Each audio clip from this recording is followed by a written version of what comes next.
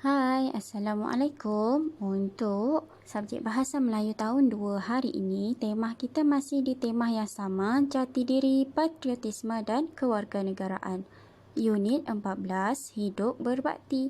Tajuk, Tok Batin yang dihormati. Murid-murid boleh buka buku teks jilid 2, muka surat 12 untuk pembelajaran kita pada hari ini. Okey, apa objektif yang kita nak capai? Di akhir pengajaran dan pembelajaran, murid akan dapat membina sekurang-kurangnya 3 ayat menggunakan perkataan berimbuhan awalan dengan betul. Sekurang-kurangnya 3. Bila murid boleh bina lebih daripada 3, bermaksud murid dah capai tahap cemerlang lah. Okey?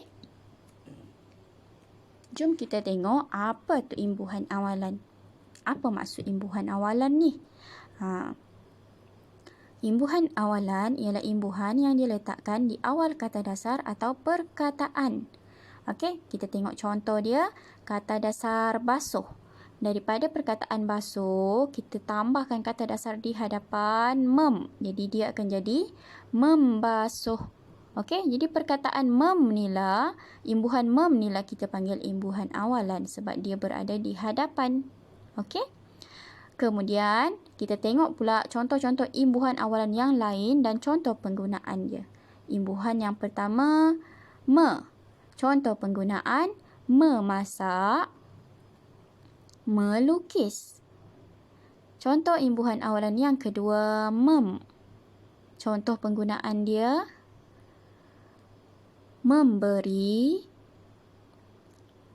membasuh.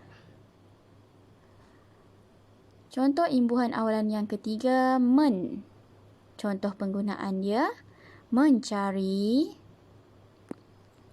mendaki. Imbuhan awalan yang seterusnya, meng. Contoh penggunaan, menghantar, menggambar. Dan contoh imbuhan awalan yang kelima ialah ber. Apa contoh penggunaan dia? Ada banyak sebenarnya. Berbual, berlari, berjalan, kan? Ada banyak. Sebenarnya lebih dari ini lagi, tapi cikgu cuma tunjukkan ini sahaja contoh untuk hari ini. Murid boleh fikirlah, ada banyak sebenarnya contoh. Jadi ingat, mana imbuhan yang berada di depan itulah kita panggil imbuhan awalan. Okey, cikgu bulatkan yang ni je, yang lain cikgu tak bulatkan. Murid-murid dah tahulah mana satu imbuhan awalan, kan? Okey.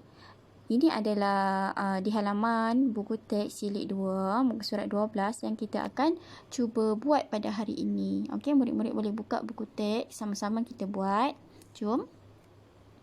Sebelum tu, perenggan ni dia nak kita lengkapkan dengan mengisi menggunakan kata imbuhan awalan. Ini yang cikgu tulis dekat tepi ni contoh-contoh imbuhan awalan lah, dan kita akan pilih mana yang bersesuaian untuk kita masukkan dekat dalam perenggan ni tadi.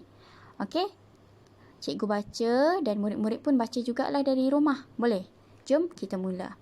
Tok Batin yang dihormati. Saidin bin Bujang ialah Tok Batin.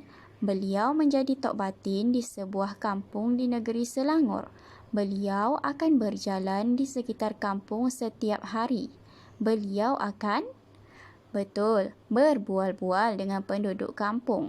Tok Batin akan apa agaknya? Kita nak letakkan imbuhan apa? Ya, men. Tok Batin akan mencari jalan untuk menyelesaikan masalah di kampung itu. Seterusnya, beliau memastikan penduduk kampung menghantar anak mereka ke sekolah.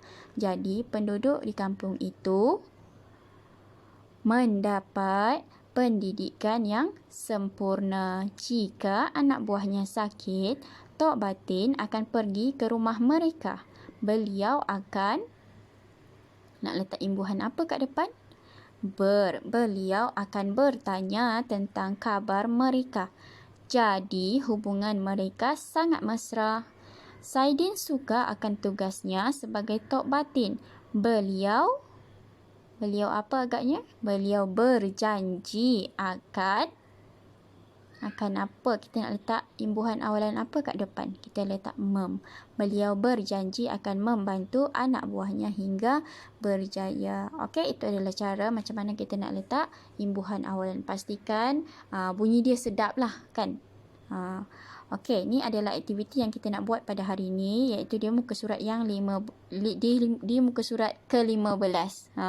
Kan cikgu dah tersasul.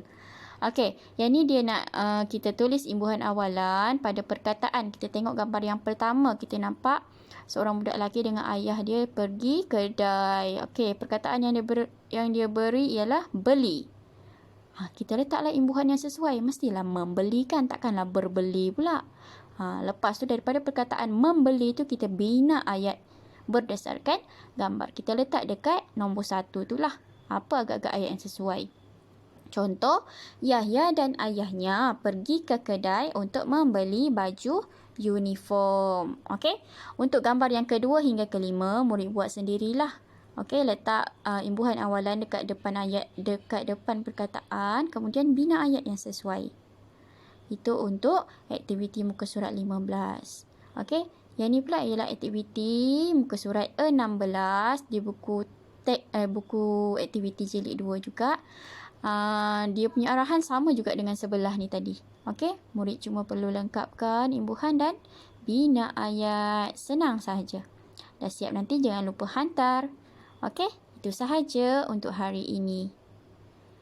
Pastikan murid-murid buat dengan betul dan guna tulisan yang cantik. Bye. Assalamualaikum.